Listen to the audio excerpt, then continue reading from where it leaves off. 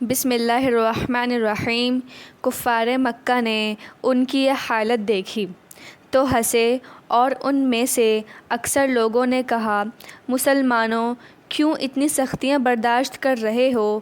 یہ کیا زندگی ہے؟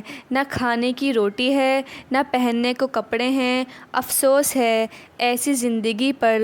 تم ہمارے بھائی ہو، ہم کو تمہاری حالت دیکھ کر افسوس ہوتا ہے۔ محمد صلی اللہ علیہ وسلم کا ساتھ چھوڑ دو، اپنے باپ دادا کا مذہب اپنا لو، تمہارے لیے زندگی کی ضرورتیں پوری کر دی جائیں گی۔ مسلمانوں نے جواب دیا، ہم نے خود کو پا لیا ہے، اس کا مذہب اپنایا ہے۔ تم ہم پر چاہے جتنا ظلم کرو، کھانا نہ دو، پینا نہ دو، جب تک جی چاہے بائیکاٹ کیے رہو، ہم اسلام کا راستہ نہ چھوڑیں گے۔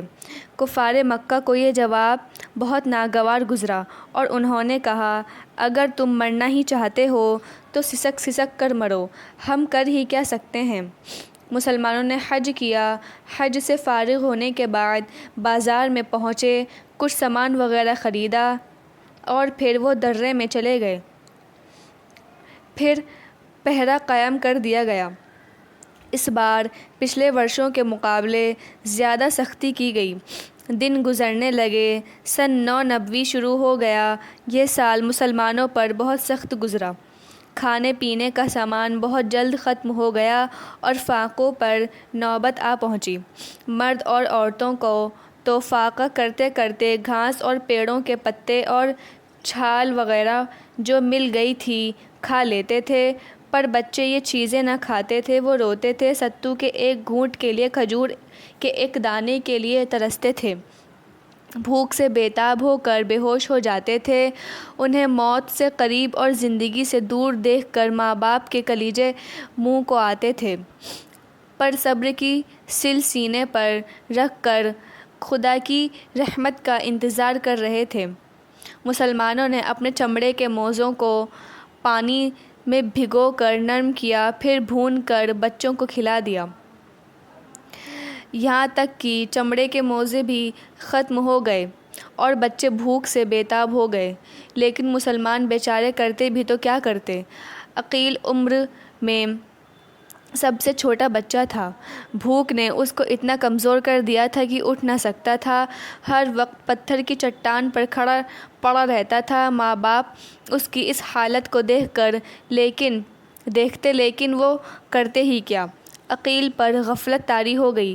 ماں کا کلیجہ پیارے بیٹے کو غافل دیکھ کر ٹکڑے ٹکڑے ہوا جا رہا تھا۔ عقیل بیمار نہ تھا، بلکہ بھوک کی زیادتی نے اسے موت کے کنارے پہنچا دیا تھا۔ عقیل نے آنکھ کھولی، حسرت بھری نظروں سے ماں کو دیکھا۔ ماں تڑپ گئی۔ اس نے اپنے جگر کے ٹکڑے کو گود میں لے کر سینے سے لگایا، منہ چوم اور بولی، بیٹا عقیل، کیا تم مجھے دغا دے جاؤ گے؟ اے اللہ، میرے بچے کو بچا لے۔ آہ، میرا بچہ بھوک سے دم توڑ رہا ہے، لوگوں میں کیسے ضبط کروں۔ دردمند ماں نے یہ کہتے ہی بے اختیار رونا شروع کر دیا۔ جو لوگ اس کے پاس بیٹھے تھے ان کے بھی آنسو جاری ہو گئے۔ عقیل نے اپنی ماں کے گلے میں باہیں ڈال کر نہایت کمزوری آواز میں کہا، ماں، بھوک روٹی۔ عقیل بے ہوش ہو گیا۔ ماں کے بھی آنسو جاری ہو گئے۔ اس نے سسکیوں بھرتے ہوئے کہا، آہ، کیا چیز کھانے کو دوں؟ ہائے میرے بچے، کیسے میں تجھے بچاؤں؟ اللہ رحم کر میرے بچے پر، میں اپنے بچے کو بھوک سے تڑپ تڑپ کر مرتے ہوئے کیسے دیکھوں؟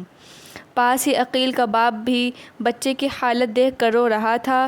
عقیل کی حالت بد سے بدتر ہو گئی، آنکھیں بند ہونے لگیں۔ ماں باپ تڑپ گئے اور دیکھ کر کہ عقیل کا آخری وقت آ گیا ہے، ماں ضبط نہ کر سکی، اپنا سر پتھر پر دے مارا، خون کا دریا بہا نکلا۔ دوسری عورتوں نے لپک کر اسے سنبھالا۔ عقیل کا باپ اپنی بیوی کی حالت پر ضبط نہ کر سکا، پھوٹ پھوٹ کر رونے لگا۔ تمام عورتوں اور بچوں پر اس کا بے حد اثر ہوا، سب زور زور سے رونے لگے۔ رونے کی آواز درے میں گونج کر باہر نکلی۔ سنگدل پہرے دار رونے کی آواز سن کر خوش ہو گئے۔ انہوں نے کہا، اب یہ لوگ مرنے لگے ہیں، یقیناً کوئی مر گیا ہے جو یہ لوگ رو رہے ہیں۔ یقین ہے اب یہ سب باپ دادا کے مذہب میں آ جائیں گے یا بھوک پیاس سے مر جائیں گے۔ عقیل اور اس کی ماں کی حالت فکر میں ڈالنے والی بنتی جا رہی تھی۔ ابو طالب بھی پاس بیٹھے دیکھ رہے تھے۔ ان سے ضبط نہ ہو سکا، وہ اٹھ کر آپ کے پاس پہنچے۔ حضور صلی اللہ علیہ وسلم سجدے میں پڑے ہوئے تھے۔ کچھ دیر بعد جب آپ نے سجدے سے سر اٹھایا تو ابو طالب نے کہا، میرے پیارے بھتیجے، اب حالات بہت خراب ہو گئے ہیں، صبر کا دامن ہاتھ سے چھوٹنے والا ہے، بچے بھوک کے مارے مرنے والے ہیں۔ میں قریش سے جا کر رحم کی درخواست کرتا ہوں۔ آپ نے فرمایا، چچا، مجھے خدا نے خبر دی ہے کہ جو ظالمانہ عہد نامہ لکھوایا گیا تھا اسے کیڑے نے کھا لیا ہے۔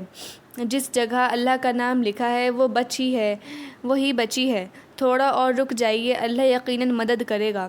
ابو طالب نے کہا، اچھا، اور میں تھوڑی دیر انتظار کروں گا۔ حضور صلی اللہ علیہ وسلم نے فرمایا، آؤ عقیل کو دیکھو، میں نے اس کے لیے دعا کی ہے۔ دونوں اٹھ کر چلے۔ جب وہ عقیل کے پاس پہنچے تو وہ غفلت میں تھا۔ حضور صلی اللہ علیہ وسلم بیٹھ گئے۔ آپ نے اسے اپنی گود میں اٹھا لیا۔ ٹھیک اسی وقت حضرت خدیجہ ایک ہاتھ میں کچھ دودھ اور دوسرے ہاتھ میں کچھ کھانا لیے ہوئے آئیں۔ انہوں نے فرمایا، میرے بھتیجے حکیم نے یہ سامان میرے لیے بھیجا ہے، یہ تھوڑا تھوڑا کر سب بچوں کو کھلا دو۔ حضور صلی اللہ علیہ وسلم نے دودھ لے کر عقیل کے حلق میں ٹپکایا۔ کچھ ہی دیر بعد اس نے آنکھیں کھولیں۔ حضور صلی اللہ علیہ وسلم نے پیالہ اس کے ہونٹوں سے لگا دیا۔